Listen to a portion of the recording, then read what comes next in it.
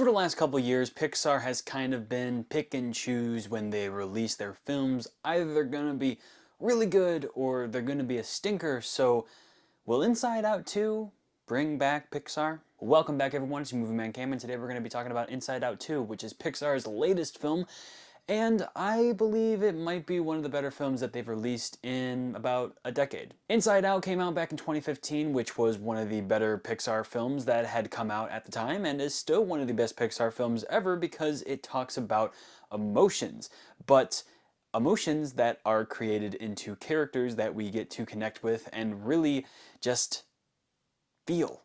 And Inside Out 2 continues that magic by bringing in new emotions, 4 new emotions, or 5 if we're going to count nostalgia. But the other emotions are boredom, envy, embarrassment, and of course, anxiety. Taking place a year after the first film, Riley is now 13, a teenager, and is going through many changes in her life. In this film, she takes a trip to hockey camp in which she is going to be tested by her new emotions on how she treats the people around her, and most importantly, her friends. The first film focused on family and the importance of sadness. And this one is about friendship and what Riley will do to make friends and to potentially lose friends because of her newfound emotions. If there's one word that I could use to describe this film, it's needed. Because we needed this film. We needed Inside Out 2. One of the biggest things I love that Pixar did with these two movies is that Inside Out was released almost a decade ago, 9 years, and this film is coming out now, 9 years later. But what I love about that is that the audience that watched Inside Out is now 9 years older to watch this one. And this one is really, it's deeper because anxiety is a emotion that new teenagers and adults experience, a lot more frequently than children do.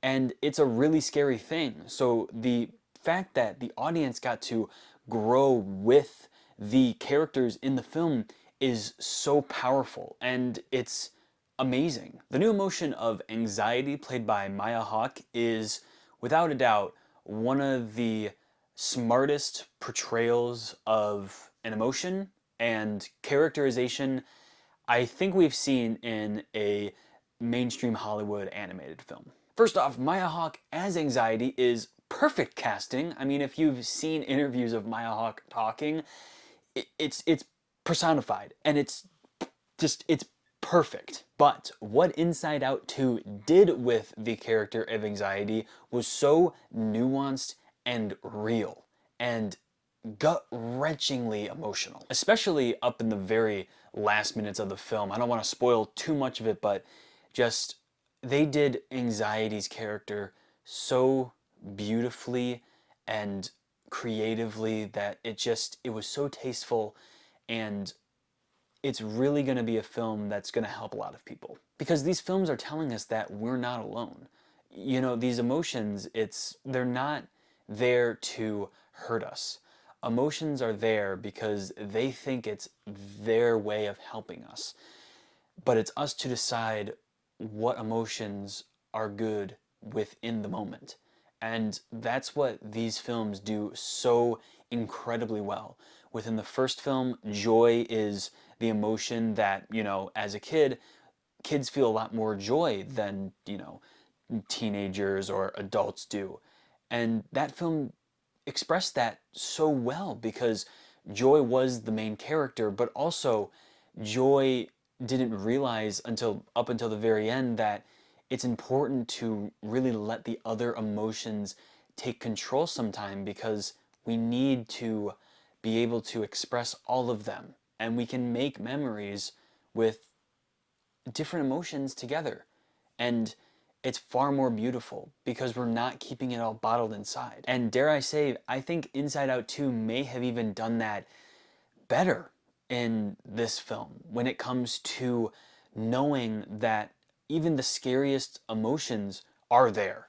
They're recognized, and they are real, and it's not something that we can necessarily control, but it's something that we can learn to adapt. And it's so beautifully expressed within anxiety's character that it's so hard to even really fully express the feelings that you get watching these films. And that's exactly what we're missing in Pixar. And just Disney films in general. There's so much just recycled material that gets way too overshot and it makes them less important. But then you got films like Inside Out, Soul, or Luca even. It's just these film and Turning Red. It's just these films that really know how to handle characters and adapt, or not adapt, but connect with a certain audience. But what we don't realize is that that certain audience is everyone. It's everyone. The films are for everyone. And it's just really unfortunate that we're not getting more films like this, because these films are important. Yes, there's a fun story behind it. Yes, there are funny jokes, and it's funny. The character, the designs, they are funny and they're characterized. But when you take a deeper look at these films, it's just a mirror. And we're looking into it and we're looking back at us. And these films are just there to remind us that we are not alone.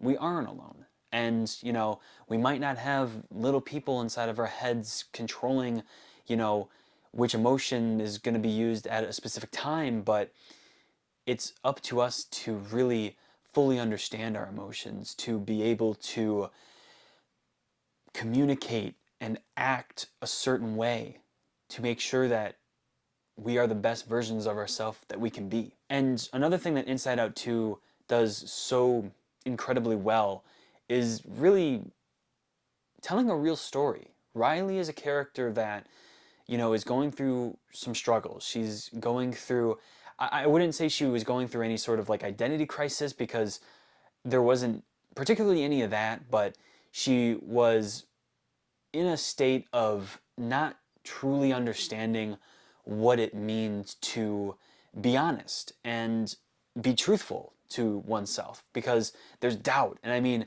if any of us can relate to that, which I'm pretty sure everyone can relate to that, in high school, the biggest enemy of you is you. And that's exactly what this film represented. And it hit home to me because, you know, I'm not going to get too personal here, but in high school, you know, I was my biggest enemy. I was so negative towards myself, and I didn't really know how to fully like express my emotions. And it's films like these that help that process. And it's important. You know, it's really awesome to see that there are still very young kids going to see Inside Out 2, even though they weren't born when Inside Out came out, because even though they're not going to fully understand what these films are trying to tell us, it's going to settle. And they're going to realize later down the line that, you know, they've always had, you know, a helping hand, even if they didn't think that they did. This is the power of cinema. And people may think that Inside Out 2 wasn't better or not as good as the first film, but it is so dang close to having that same power that the first Inside Out film had. And Inside Out 2 is one of the best films of the year, one of the most emotional films of the year, and can't express this enough. Go see this in theaters. It's a world of imagination, wonder, and it's beautiful. Thank you everybody for watching. It's been Cameron giving you another recommendation to put on your list and to watch maybe this next weekend. So, question of the day is, which is your favorite emotion in the Inside Out films? Doesn't have to be for any particular reason. It could just be, I like the character design. I like their witty humor. I like the way their emotions are represented on film. It doesn't matter. What is your favorite emotion in an Inside Out film? Let me know in the comments below, and I can't wait to see what your opinions are. Once again, thank you so much for sticking around to the end of this video. I hope you liked this review, and I hope you like Inside Out 2 as much as I did. I've been your Movie Man Cam. See you in the next video.